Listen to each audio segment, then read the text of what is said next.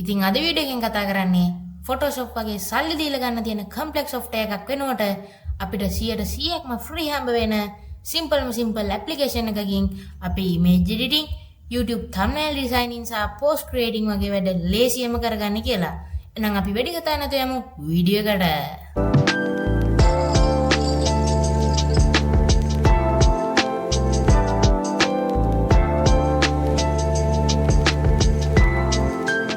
සුබ දවසක් වේවා කියලා පිළිගන්නවා යාළුවනේ. ඔයගොල්ලෝ සියලු දෙනාම Ortec SL YouTube channel එකට මම අද වීඩියෝ එකකින් අරගෙන ආවේ හැමදාම වගේ වීඩියෝ එඩිටින් ගැන කතා කරන හින්දා අද පොඩි වෙනසකටත් එක්ක image editing ගැන.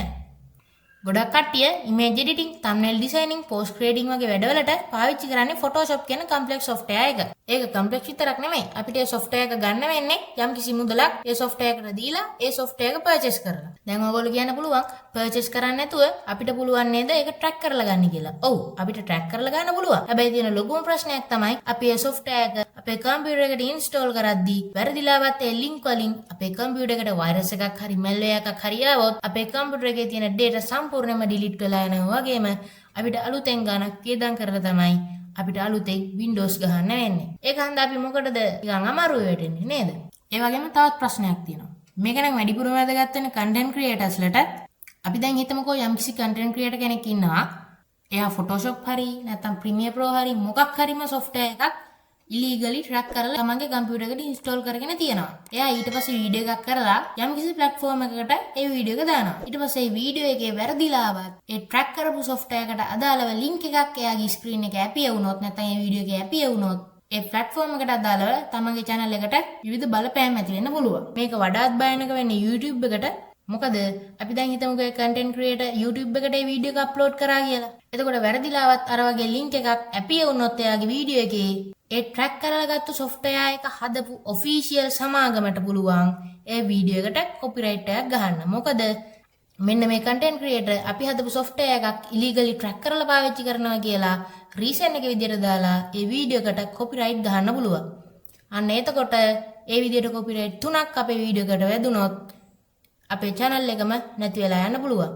ඒක හන්දා ඒ වගේ track කරලා පාවිච්චි කරනවා නම් ඔයත් මොනෝම හරි software එකක් ඒක අදම නවත්තන්න. මොකද ඔයා content creator කෙනෙක් නම් ඔයාගේ channel එකට ඒක බලපෑමක් වෙන්න පුළුවන්.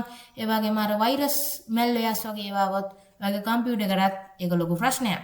දැන් මම කතා කරා වගේ මොකක්ද මේ Photoshop වෙනුවට පාවිච්චි කරන්න පුළුවන් 100%ක්ම free හම්බ වෙන ඉගෙන ගන්න ලේසි application එක. ඒ තමයි Canva. අපිට පුළුවන් මෙන්න මේ Canva කියන software එක පාවිච්චි කරලා අපේ image editing, post creating, thumbnail designing වගේ වැඩ ලේසියෙන්ම කරගන්න. මේක Photoshop තරම් complex software එකක් නෙමෙයි. ඒ වගේම අපිට මේක free හම්බ වෙන software එකක්. මම අද වීඩියෝ එකෙන් කතා කරන්නේ කොහොමද අපි මේ Canva කියන software එක ඕගොල්ලන්ගේ computer එකට ලේසියෙන් install කරගන්නේ කියලා. මේක mobile phone එකෙන් බලන කෙනෙක් ඉන්නවා නම් එයාටත් පුළුවන්. ඒ වගේම මේක tab එකකින් බලන කෙනෙක් ඉන්නවා නම් එයාටත් පුළුවන්. මොකද මේ Canva කියන software එක මෙන්න මේ devices තුනටම available. දැන් Photoshop වගේ software එකක් නම් ඒක අපිට phone එකට නම් තියෙනවා Photoshop වල mobile version එකක්. ඒකට අපිට download කරගන්න පුළුවන්. හැබැයි මේ Canva කියන එක officiallyම computer එකට, ඒ වගේම mobile phone එකට, ඒ වගේම tablet එකටත් නැත්නම් tab එකටත් available. අපි දැන් බලමු කොහොමද හරියටම Canva කියන software එක අපේ computer එකට නැත්නම් phone එකට ලේසියෙන්ම download කරගන්න කියලා. මේ වීඩියෝ එක computer එකෙන් බලන කෙනෙක් ඉන්නවා නම් එයාට ක්‍රම දෙකක් තියෙනවා මේ Canva software එක පාවිච්චි කරන්න පුළුවන්. එකක් තමයි මේගොල්ලන්ගේ official website එකෙන් අපිට පුළුවන් online අපේ image editing වගේ වැඩ සිද්ධ කරගන්න.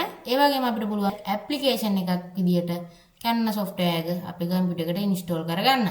මේක phone එකෙන් බලන කෙනෙක් ඉන්නවා නම් ඔයාගේ phone එක Android phone එකක් නම් යන්න Play Store එකට, ඔයාගේ phone එක Apple phone එකක් නම් යන්න App Store එකට ගිහලා search කරන්න search bar එකේ Canva කියලා. එතකොට ඔයගොල්ලන්ට result එක බලා ගන්න පුළුවන්. ඊට පස්සේ normal application එකක් download කරන විදියටම Canva software එක නැත්නම් Canva application එක ඔයගොල්ලන්ගේ phone එකට install කරගන්න. අපි දැන් බලමු කොහොමද computer එකෙන් කරන කෙනෙක් Canva app එකක් විදියට ඔයගොල්ලන්ගේ computer එකට Canva install කරගන්න කියලා. ඔයගොල්ලෝ මුලින්ම යන්න ඕන ඔයගොල්ලන්ගේ Microsoft Store එකට. මගේ නම් මෙන්න මේ විදියට Microsoft Store එක මගේ taskbar එකේ pin කරලා තියෙන හන්ද බලා ගන්න පුළුවන්. හැබැයි ඔයාලගේ සමහර විට මෙන්න මේ විදියට Microsoft Store එක ඔයගොල්ලන්ගේ taskbar එකේ pin කරලා නැති වෙන්න පුළුවන්. එතකොට ඒ වගේ කෙනෙක් ගිහලා මෙන්න මේ search bar එකේ search කරන්න Microsoft Store කියලා. ඊට පස්සේ ඔයගලන්ට පේනවා ඉතින් මෙන්න මෙතන Microsoft Store logo එකත් එක්ක මෙතන Microsoft Store application එක බලා ගන්න පුළුවන්. ඒක මෙන්න මෙතනට ගිහිල්ලා open දෙන්න. ඊට පස්සේ මෙන්න මේ විදිහට Microsoft Store එක load වෙනවා. මම මෙන්න මෙතන තියෙන search bar එකේ ගිහිල්ලා search කරනවා Canva කියලා. ඊට පස්සේ ඔයගලන්ට බලා ගන්න පුළුවන් උඩම search result එකේ Canva කියලා තියෙනවා.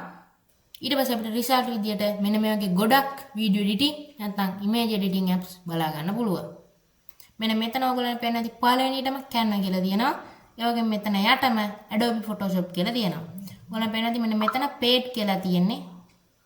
ඔයගලන්ට පේන ඇති මෙන්න මෙතන paid කියලා තියෙන්නේ. හැබැයි free දින ඒවායි මෙන්න මේ විදියට free කියලා අපිට බලා ගන්න පුළුවන්. දැන් මේ Canva software එක අපිට හම්බ වෙන්නේ free. මගේ එක පේන්නේ නැහැ මොකද මම මේක install කරලා තියෙන හන්දා.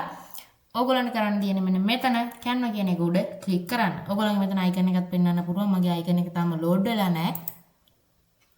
ඊට පස්සේ ඔයගොල්ලන්ගේ මෙන්න මෙතන install කියලා තියෙනවා. ඒක ක්ලික් කරන්න. මම download කරලා තියෙන හන්දේ මෙතන පෙන්වන්නේ open කියලා. ඔයා install දුන්නට පස්සේ normal application එකක් download වෙන විදිහටම ටික වෙලාවකට පස්සේ Canva application එක download වෙනවා.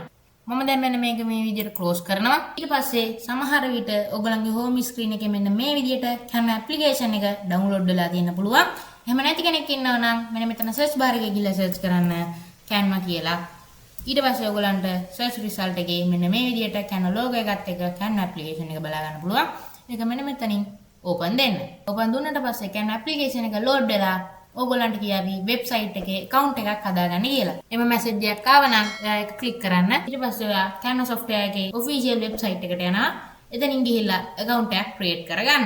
ඊළඟට මම කියලා දෙන්නේ application එක download කරගන්න නැතුව online website එකෙන් image editing කරන කට්ටියට කොහොමද ඒක කරගන්න කියලා.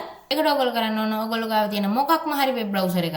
ඒක Microsoft Edge වෙන්න පුළුවන්, Chrome වෙන්න පුළුවන්, Firefox වෙන්න පුළුවන්. ඕනම website එකක් select කරගෙන ඒක open කරගන්න. මම මෙන්න විදිහට මගේ Google Chrome එක open කරගන්නවා. ඊට පස්සේ මෙන්න මෙතන එන search bar එකේ search කරන්න Canva කියලා. ඊට පස්සේ ඔයගොල්ලන්ට උඩම search result එකේ මේ විදිහට Canva බලා ගන්න පුළුවන්. ඒක select කරන්න. ඊට පස්සේ මෙන්න මේ විදිහට Canva official website එක අපිට බලා ගන්න පුළුවන්. ඊට පස්සේ ඔයගොල්ලෝ මෙන්න මේ link එක select කරලා ඔයගොල්ලන්ට පුළුවන් Canva software එකට ගිහිල්ලා account එකක් create කරගෙන ඔයගොල්ලන්ගේ image editing වැඩ කරගන්න. අනිවාර්යයෙන්ම account එකක් create කරගන්න. මොකද එතකොට ඔයාලට පුළුවන් වෙන device එකකින් හරි Canva software එකෙන් edit කරන්න ගන්න.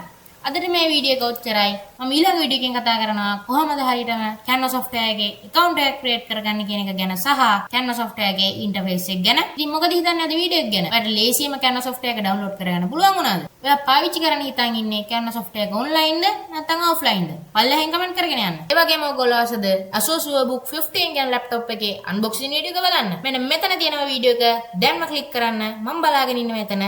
ඔයාව පිළිගන්න. එහෙනම් මෙතනින් වීඩියෝ එක ඉවරයි. ඔයගලන්ට සුබ දවසක්.